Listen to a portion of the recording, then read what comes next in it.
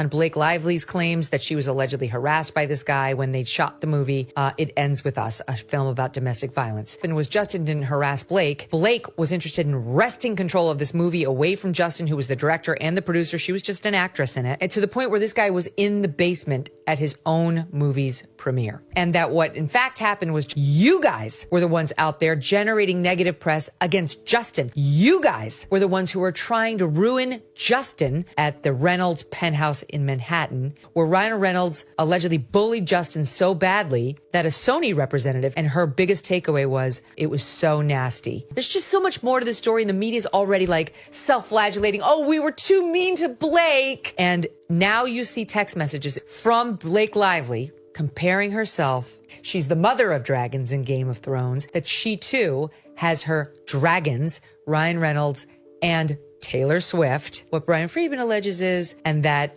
they are powerful advocates for her. You'll go along or I'll unleash my dragons on you, you loser who no one's ever heard of. I can't believe neither side is like giving in. They're like digging in further. It's going to be the kind of lawsuit that is full of evidence, documents, which prove exactly what she did to take over the movie and used her PR people to try and destroy Justin. And we're carefully considering other people that will be sued also. Ryan Reynolds, for sure. Baldoni is going on the offensive. He just launched a website containing 168 pages of documents and texts. Hollywood's latest adaptation of the best-selling novel It Ends With Us was supposed to be a heartfelt blockbuster. Instead, it's morphed into a media hurricane that no one saw coming. The film, directed by Justin Baldoni and starring Blake Lively, is already out, and critics and audiences are panning it as a flop. Making matters worse, while Baldoni and Lively are embroiled in lawsuits against each other, swirling rumors suggest possible jail time for Lively. A gag order that might have prevented public mudslinging has been flatly denied. Throw in a New York Times expose, some say unfairly targeting Baldoni, and you have a situation so messy it might eclipse the drama on screen. But to top it off, Baldoni just launched a website filled with jaw-dropping documents and text messages supporting his claims, adding fuel to this Hollywood bonfire. So how did we get here? And is there any hope left for this ill-fated project? When word first broke that It Ends With Us, a novel known for its gripping emotional themes, would be adapted, fans rejoiced. The original announcement felt like a dream collaboration. Justin Baldoni, lauded for his sensitive directorial style, and Blake Lively, whose red carpet fame often outshines her on-screen performances. While some question Lively's capacity to tackle the novel's heavy subject matter, calling her a safe actress in a role meant for a more nuanced performer, optimism ran high. After all, Baldoni had a track record of turning heartfelt narratives into successful projects. Yet, almost from the outset, insiders whispered about clashing visions. Baldoni wanted a raw, emotional depiction faithful to the novel. Lively, rumored to be injecting comedic flair and glam, seemed to push for a more mainstream vibe. No one dreamed that ordinary creative differences would escalate into the fiasco now unfolding before the world. The first hints of trouble surfaced when on-set sources mentioned friction over comedic rewrites. Baldoni was adamant about preserving the book's authenticity, full of gut-wrenching moments and introspection, while Lively apparently suggested punchlines and glossy aesthetics. Fans of the novel bristled at leaked images showing Lively in high-fashion outfits that undercut the story's serious tone. It didn't take long for rumors to bubble over. Lively felt sidelined and claimed she was cut out of major decisions, while Baldoni insisted that no one person's comedic impulses should overshadow the novel's essence. Most assumed the film might suffer, but few expected the legal battles to follow. When Justin Baldoni filed a defamation lawsuit against Blake Lively, fans and industry insiders were blindsided by the scale of his claims. He argued that Lively spread falsehoods about his directorial style, painting him as a tyrant who locked her out of any creative input. Baldoni insisted that these allegations hurt not just his professional credibility, but also the film's box office potential. A typical defamation suit in Tinseltown is dramatic enough, but Baldoni took it a step further, seeking an enormous sum in damages. He signaled that he wasn't about to let unflattering rumors slide. Then came Lively's countermove, her own lawsuit against Baldoni, claiming he bullied her on set and prevented her from performing at her fullest potential.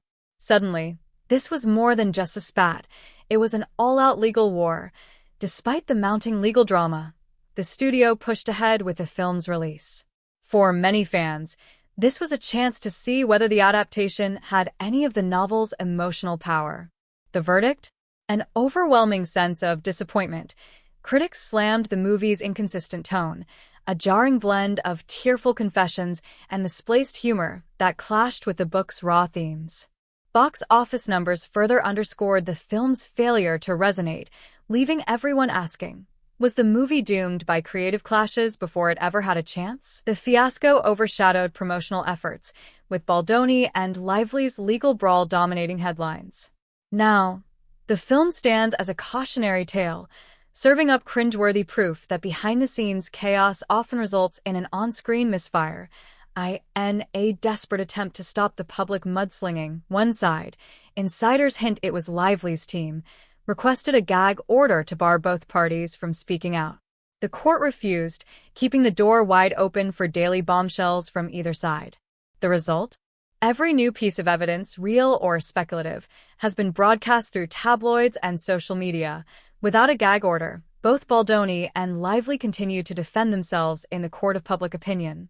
Whether it's Lively's camp releasing statements about her alleged mistreatment or Baldoni's supporters sharing behind-the-scenes accounts, the back and forth is relentless, and it's overshadowing whatever might be left of the film's dignity. A move practically unheard of in these circles.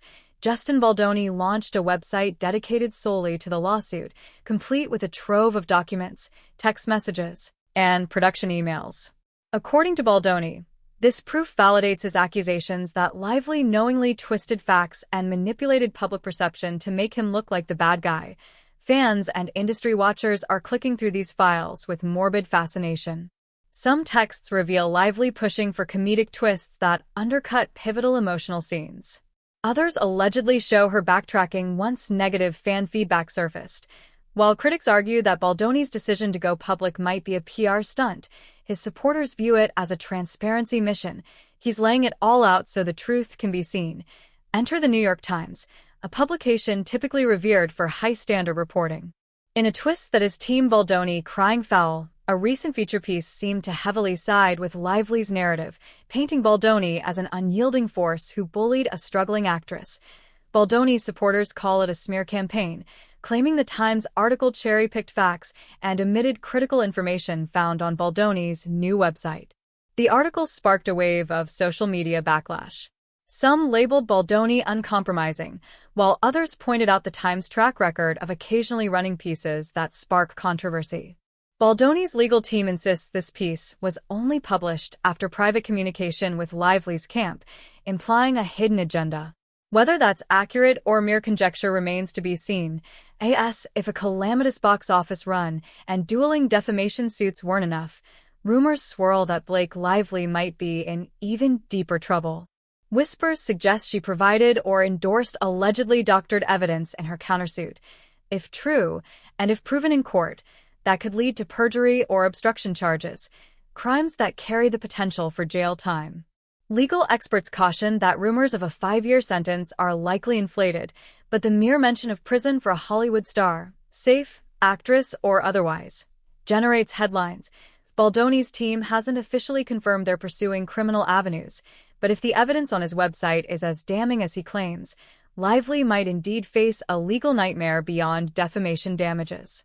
Although Ryan Reynolds hasn't been formally named in any filings, his comedic fingerprint hangs over this entire spectacle. Sources claim Lively sought her husband's input for comedic beats, hoping to lighten the film's heavy subject matter. Once fans slammed the adaptation for glossing over critical emotional themes, references to Reynolds' influence disappeared overnight. Some wonder if Reynolds will get pulled into the lawsuits, either as a witness or an unwitting participant in script rewrites. The Heart of It Ends With Us is a story about vulnerability, growth, and intense emotional reckoning. Fans who yearn to see these themes on screen are devastated that the adaptation fell flat. Instead of celebrating a profound cinematic experience, Audiences watch as two Hollywood figures sling accusations. The release of It Ends With Us was supposed to be a celebration of a beloved novel's transition to film. Instead, it has morphed into an ongoing saga of lawsuits, a scathing New York Times piece, and a website brimming with evidence. How will it end? In quiet settlement negotiations? In a sensational courtroom showdown? Or in a last-minute truce? Hollywood is unpredictable, and this story is far from over. One thing's for certain. It's a cautionary tale about what happens when creative visions clash, egos collide, and the unstoppable spotlight of public scrutiny refuses to go dim.